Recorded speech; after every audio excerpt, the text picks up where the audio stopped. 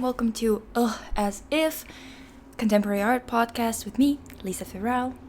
And today we're gonna talk about Heather's, a 1988 movie. Was it 89? Maybe it was 89, doesn't matter. And we're gonna just have a little discussion about it and then move on to Barbara Kruger and her artwork that is featured in Heather's. Let's start with a little new movie jingle. You might be a superhero in that movie of yours, but you're a super chicken in real life.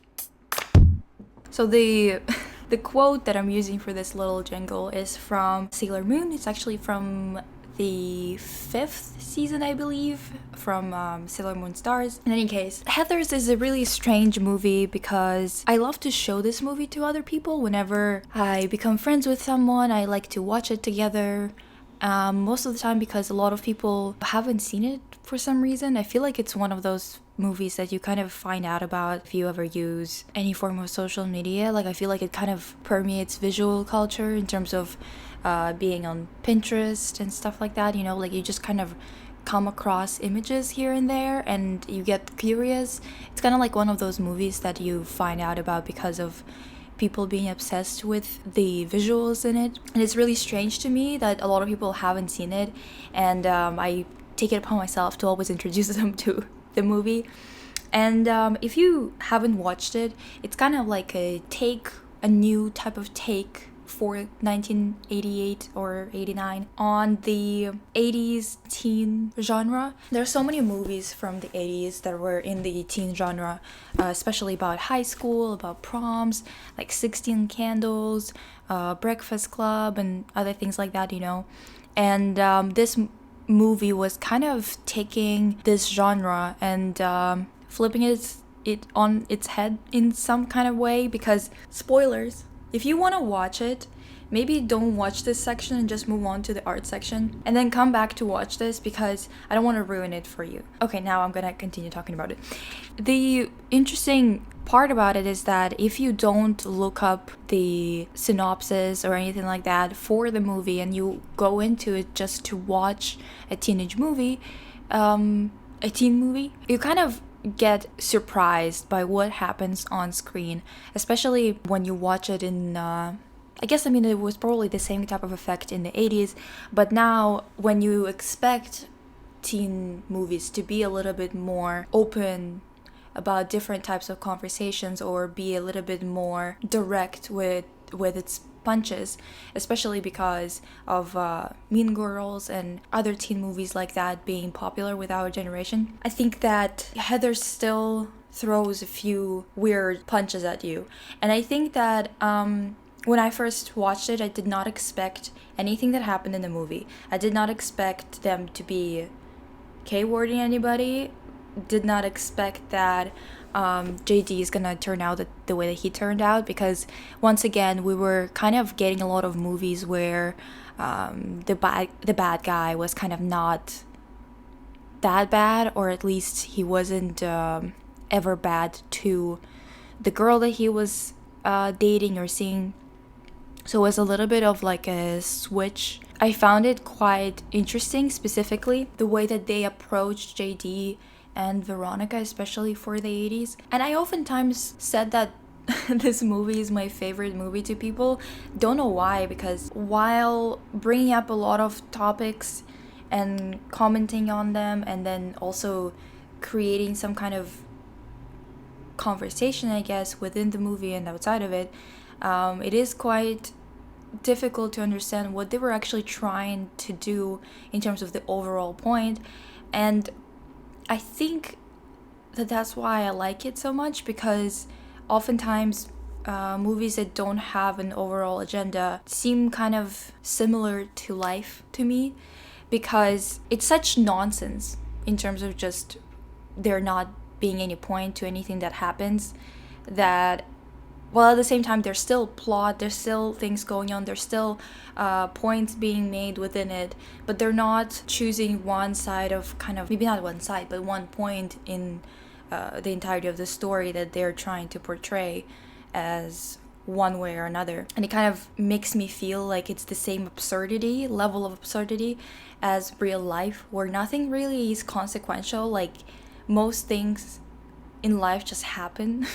And I feel like Heather's is kind of like that. And sometimes you just can't really tell what's intentional, what isn't. Most of the time, the story actually, like the entirety of the movie, like makes sense. But then when you find out, which is another thing that you can look up interviews and whatever with Winona Ryder, she was talking about it, and the directors too, they wanted to do this ending in the movie where JD and Veronica actually go through with the whole thing, with school being blown up or whatever, with JD kind of leading the whole thing. But then if Veronica did not intervene, that it makes her character so drastically different that you can't just say that the ending is the only thing that would be different.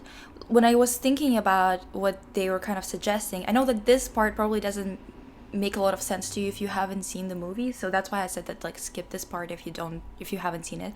But when I watched those interviews and I realized that they were gonna have a different ending, I was so baffled, because it's like, okay, but like how would that even make any sense if the entirety of the movie was the same and then only the ending was different? Because with the way the progression was happening, with the way that Veronica turned out as a character, there literally would be no way for the ending to be the way that they intended it in the beginning without her having a completely different arc happening. And JD wouldn't have the same arc either. And to be honest, their relationship is what I found the most interesting in this entire movie. Mostly because it's one of those rare portrayals of being infatuated with someone and then realizing how bad they are, not in like a bad way, but like bad, behave that way towards everyone. There's this scene where Veronica pretends that she K-worded herself just so JD doesn't do it, because she kind of predicted that he was gonna do it. And then he comes into her room and he's bummed about what he sees, about her being technically dead. And then he gives her this whole speech about how they could have made marshmallows together, after blowing up the building or whatever. And it's such a weird, incredibly weird scene. Mostly because, again, I don't think it would work very well for Veronica. I guess Veronica's character would be not that likable if that were the case, if they ended with JD actually getting to do what he was planning on doing, right? And I feel like it's just realizing how weird JD is from the perspective of Veronica, who is conditioned to think that his behavior is okay in the beginning, even though there's warning signs. It's just those warning signs are usually romanticized in the movies, and it's really interesting to see how she's going through that realization in the movie, and she confronts him, while at the same time it's not exactly a horror movie. Like, it has some elements of it because it's a dark comedy, but I think that it doesn't go into those tropes of really fully going into the fact that he's this villain and he's scary and that's it, like he's kind of given a little bit more of an interesting approach, even though he's still a bad person because of what he was gonna do, but he is more interesting because of it. And he's also more interesting because of what he decides to do eventually, right? The fact that he actually leaves the school and doesn't blow up the school, definitely changes a lot about just the context of it all, Obviously, this movie is extremely quotable. There are so many crazy quotes that they created that for some reason sound as ridiculous and absurd as they do real and current, even 40 years later. Wait, not 40, like 30. It's so surreal. There are so many surreal moments where there are dream sequences. There are moments where you think that something is happening on screen that's real because it's in the same kind of colors, like it's very saturated, just like real life in Heather's. But then it turns out that it was a dream, or it was something that Veronica was imagining, or a metaphor or whatever. Part of why I like this movie so much is definitely the visual aspects of it in general. It definitely does introduce this really strong visual cues. They're quite elementary, obviously. For example, the fact that Heather Chandler is associated with red, and Heather Duke is with green, and Heather McNamara with yellow, Veronica with blue, and JD with black. It's definitely very elementary, obviously. It's just really bright colors that they wear a lot, and they even reference them in their own conversations. Heather Chandler literally says, "You asked to be red in the game, knowing that I'm always red." So it's kind of like the power dynamic going on. And it's interesting that even though it's so elementary in terms of employing these colors and stuff like that, it gives a lot of character to the supporting cast, mostly because we don't get to spend a lot of time with Heather Duke or Chandler or McNamara, to be honest.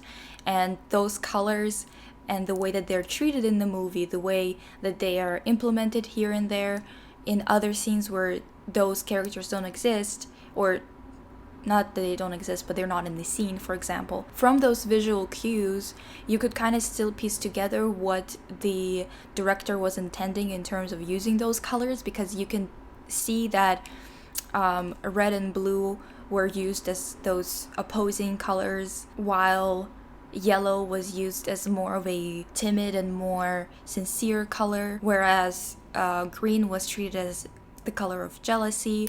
Sorry, I meant envy. It's all obviously rooted in what we expect from color theory to be used in film, but I think that because it's so saturated and it's so well established by the characters within the story, it works better, just because the movie is so surreal. It's so absurd. There's so many scenes that just are nuts, and they work because they're so directly not referencing, but directly saying what they're doing, you know. That's why it's so confusing, because you can read this movie so many different ways, and technically it all would be true and it all would be supported by what's happening in the movie, while at the same time I wouldn't say that this is a movie that really reflects any particular point of view, or maybe not reflects, but supports wholeheartedly one point of view or another. That's why, again, I don't think that the alternative ending with everyone being in heaven and having a party together would actually work, to be honest. I really don't think it was a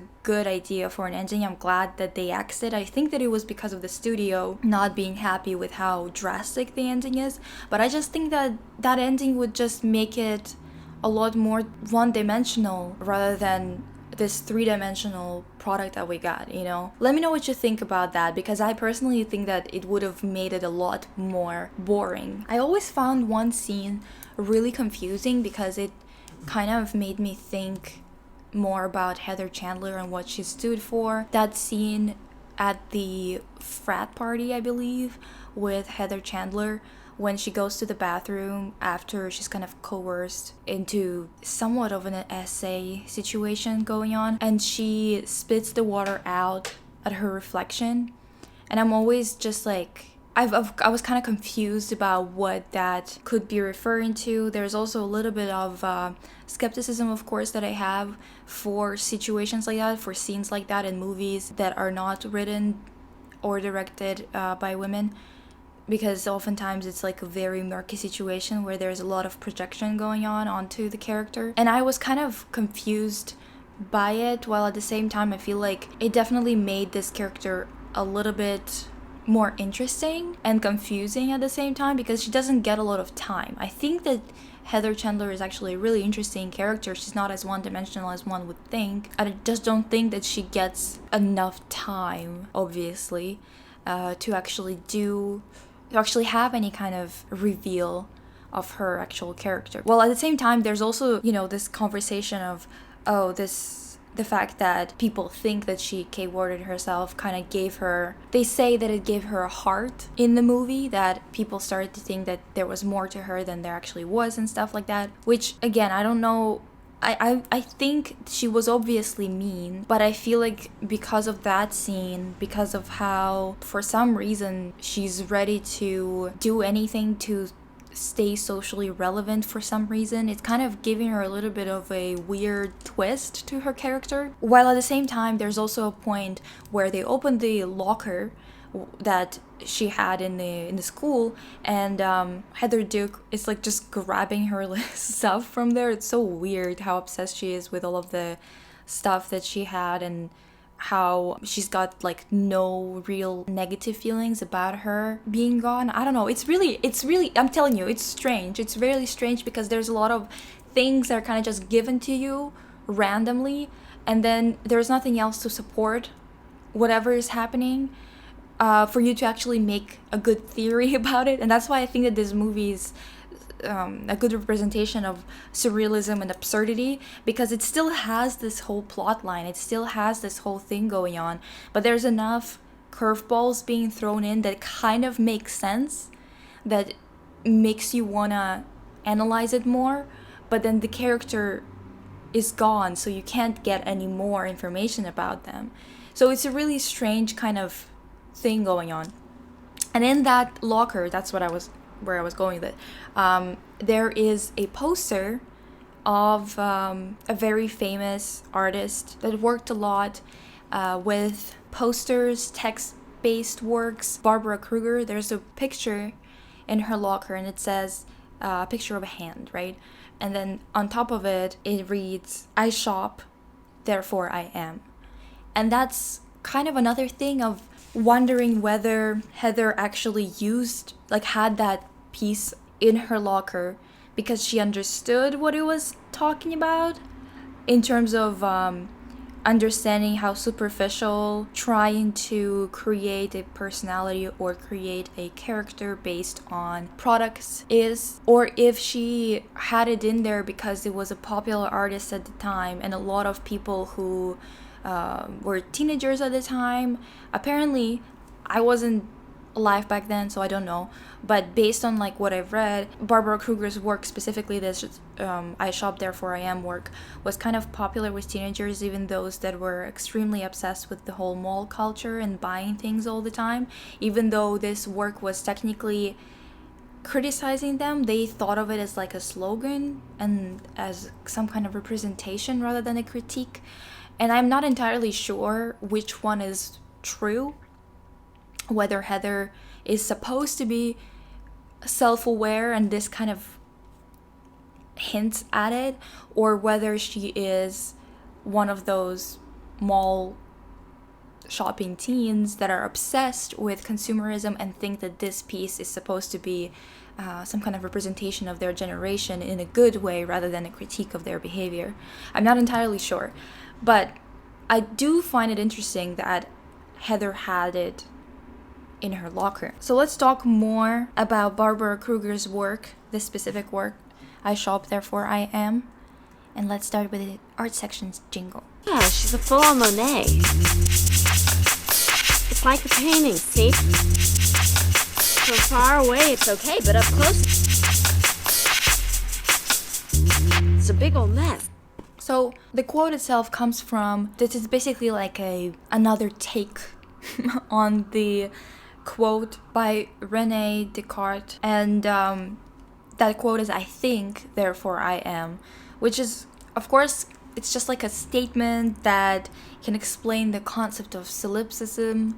And if you're not familiar, solipsism is basically a belief that the only thing that you can prove to be real, or the only way you could prove yourself to be real, is the fact that you're thinking and that you are perceiving the world. So the only thing that you can really see as real is your perception. So this particular work is obviously dealing with consumerism. It deals with the whole culture of identity building around consumerism, and pointing out this weird relationship between people that we see in ads that represent what we should be. They're glorified, they are put on a pedestal. Those people being compared to us, and the gap between the two could be solved by consumerism. You could become this ideal version that is presented to you in advertisement. So you could basically become this ideal self that you're interested in being by consumption. So which is kind of, again, I have no idea if they actually planned on giving Heather a bit more depth, or if it was just another way of showing how little she understood of her position, but see, that's the thing, that I feel like she was self-aware because of how unceremoniously she was telling Veronica about how everyone is in the school wants her as a friend or a so it kind of puts this weird spin on it. I mean, it doesn't really absolve her of what she's done, I think. It doesn't really make her in any way a better person, but it does kind of give her a bit more depth than I think a lot of mean girls in teenage movies and teen movies get. But let me know what you think about it. If you're familiar with the movie, if you're familiar with the characters, I'm really curious about what you think the movie was doing or not doing. I think that it can be both proved that it was proving 2 points at once or 15 points at once. That's kind of the whole point of how surreal it is, I think, and that's why I like it. Oftentimes when I show it to people, I can kind of get if we're gonna get along or not, because I've met a lot of people who were just not getting it at all, which is really interesting because, again, I've said that it was a very simplistic approach in terms of giving you archetypes and giving you very basic color coding, and it seems like you should be able to kind of pick up what's happening. And it's really strange when people don't get it, especially when they're watching the beginning of the movie and they're already not getting it. They're already like, oh, they're so mean to Martha. And it's like, yeah, they are. I don't think you're supposed to like them for it. I don't think you're supposed to approve of it. I don't see them being presented in a very flattering light. And that's why it's so interesting to talk about whether JD had a point or not, right? Because technically it's such a ridiculous thing because he was literally playing God, right? And that's why he also tells Veronica in one of the points where he goes, our love is God, let's go get a slushie. He's literally seeing him and Veronica as this righteous people, even though they themselves don't really see the suffering that they've also caused. Yes, maybe they got rid of, it's kind of like a double-edged sword, and it's not like I don't like any of the characters that they went after, like Kurt and Ram. I really can't stand them, but it also doesn't mean that what they did was good. It's kind of that's the reason why it's supposed to make you question their behavior and question both parties. In any case, Barbara Kruger, I feel like if you ever think that you haven't seen her work, I think you should think again, because even if you've never seen her full work, you've definitely seen her style of text. You've seen the font mixed with the way that she writes it on top of usually red rectangles or whatever it is, like it's kind of like highlighted text, right? So if you think you haven't seen it, you probably have with the brand Supreme, because Supreme basically just ripped her off. Genuinely, they just took her entire style, and I think that part of the reason why they did so well is because people were already familiar in visual culture, and familiarity really works really well in graphic design. They were familiar with this combination of text and form. The most ridiculous thing is that Supreme dared to sue somebody, this women's owned company that were making different types of graphic tees and stuff like that, and they didn't just print Supreme on their shirt, but they wrote Supreme bitch on it, I believe, and they used that font. And obviously this font and this style belongs to Barbara Kruger, and Barbara Kruger just didn't sue Supreme to get anything from them, right? But then they dare to sue this other company for stealing their design, when in reality they literally stole it from another artist. And there are some people who dare to say ridiculous things, like online I've seen people being like, oh my god, have you seen this artist that's at the gallery right now? They are literally using they stole Supreme's writing style and design. They're talking about Barbara Kruger, who created that style and design in the 70s, literally 50 years ago. Seriously? listen, it's really, really ridiculous. When that whole lawsuit happened with Supreme suing that other company, Barbara Kruger was asked about it, and she was like, oh my god, they're such uncool clowns, just having zero self-awareness about them, about where their style, where their graphic came from, but then also going after other people to try and sue them and stuff like that. It's just the most ridiculous and just such a lame thing to do, that she's right to call them uncool. They build their whole brand around trying to be cool, when in reality they're kind of embarrassing. In any case, Barbara Kruger uses a lot of bold statements in her works. They're usually textile works that are used with some photos, some found images. You can find a bunch of them online, and I think that a lot of her works are very iconic. It's kind of like one of those artists that if you're interested in contemporary art, or if you're interested in especially American contemporary art, you're probably gonna benefit from knowing her name, just because her works are gonna pop out here. They're gonna pop up everywhere, basically, if you're in any way interested in art. And she's one of those artists that kind of came from the world of design. She didn't start in the world of art, and that's why her works are quite often text-based. I think that it kind of comes from her beginnings in design. And I think that her works on money and body and male gaze are really interesting. I think that you should look into her and just read about her, some of her artworks if you want to. I think you're gonna enjoy it, because I personally think that she's one of those artists that are really easy to get into. She definitely draws you in with her provocative statements that are kind of mixed with interesting imagery, and just her posters look really cool. Like you really want to decorate with them or have them around, because they have this kind of quality about them that's really interesting. And this is what I wanted to talk about today, and I'm sorry about this episode being late.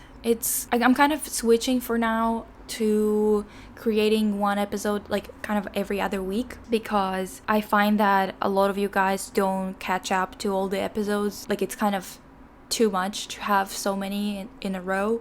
And also at the same time, I've been a lot worse health-wise recently. In the past week, I've been trying to film this for like multiple days in a row, and I couldn't because I was just not feeling well. And that's why I decided that for now, while I'm dealing with a bunch of things, I'm going to slow down on the frequency, but it's still gonna be a set schedule. Like, it's still gonna happen, obviously. You can expect it every other week to be released on all platforms. By the way, we have this podcast is now available on Apple Podcasts.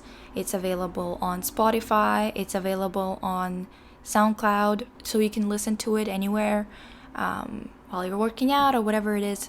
So now it's kind of available for everybody, and I'll see you soon. Bye.